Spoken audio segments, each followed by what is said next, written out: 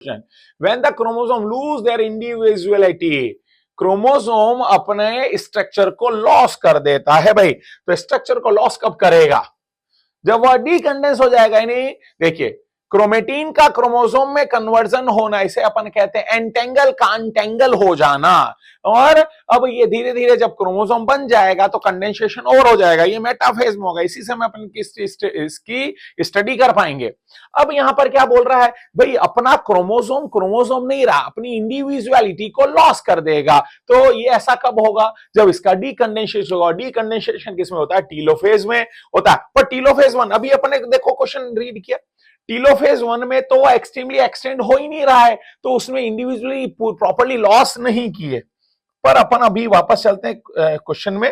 तो ये क्या करा है? तो टीलोफेज 1 नहीं जाएगा, यहां पर टीलोफेज 2 में करेगा, टीलोफेज में भी करता है, इंटरफेज और प्रोफेज में नहीं। तो आंसर कौन सा? B and C. B and C बोले तो answer would be second. Got it I think. Next आता है क्वेश्चन नंबर 37।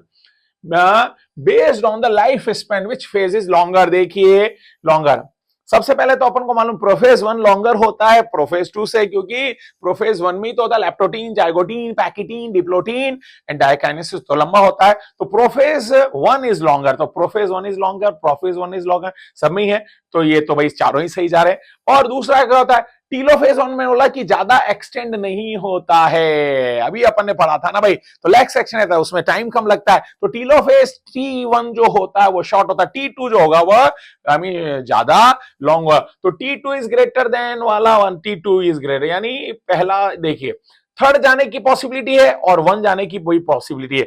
अब आगे चलते हैं। फिर अगर आप देखें, अब होता है लेप्टोटीन, जाइगोटीन, ये शॉर्ट होता है। पर पैकिटीन, पैकिटीन में क्या होता है? होमोलोगस क्रोमोसोम के नॉन सिस्टर क्रोमेटिन आपस में एक्सचेंज होते हैं, इसी को कहते हैं क्रॉसिंग, और इसी को अपन कहते हैं रिकॉम्बिनेशन। जिसमें सिनेप्टोनिमल जो कॉम्प्लेक्स होता है वह क्रिस्टल क्लियर दिखने लग जाता है। ये इतना सारा डेवलपमेंट होता है तो इसमें समय लगता है, इसे कहता है पैकिटीन। और पैकिटीन जो होगा वो लॉन्गर होगा। ये एनसीईआरटी को फॉलो करना है मेरा बेटा।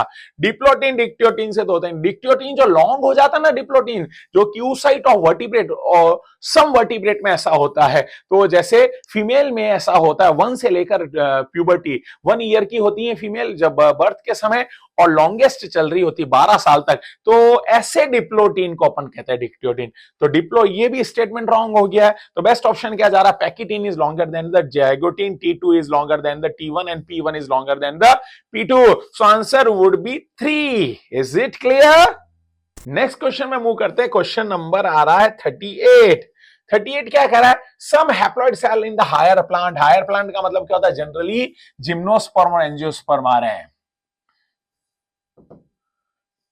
Sporophytic plant, angiosperm. ओके, अब इसमें सेल डिवीजन नहीं शो करती है। कौन कौन सी सेल शो नहीं करती है? सेकेंडरी न्यूक्लियस शो करता है, X cell and male gamete. देखिए, एक सेल आती है एंटीपोडल और एक आती है सिनर्जिड सेल। एंटीपोडल सेल जो होती है वो कहां रहती है? एक्स सेल जो एम्ब्रियो सैक होता है प्लांट में, एंजियोस्पर्म में, उसके जस्ट ऑपोजिट होती है, जो कहते हैं एंटीपोडल सेल। और एक सिनर्जिड सेल जो होती है वो एक्स सेल के पास भी होती है, और वह पाथ प्रोवाइड करती है या डायरेक्शन देती है पॉलन ट्यूब को कि भाई आप यहां से एंटर होइए। तो सिनर्जिड सेल जो होती है वो पॉलन ट्यूब को पाथ दे रही है, एंटीपोडल जस्ट ऑपोजिट रहती है। और दोनों ही ये जो सेल होती हैं ये हैप्लॉइड होती है और आगे चलकर डिवीजन नहीं शो करती है। और सिनर्जिड सेल का एक कैरेक्टर होता है, जैसे फर्टिलाइजेशन हो जाता है ये सेल हो जाती है डिसइंटीग्रेट, यानी अप टू द फर्टिलाइजेशन ये अपने आप को इंटीग्रेट रखती है। तो कौन सा बेस्ट ऑप्शन जाता है? Antipodal cell as well as the E, यानी A and E वाला ऑप्शन, A and E है फर्स्ट ऑप्शन। तो आंसर वुड बी 1।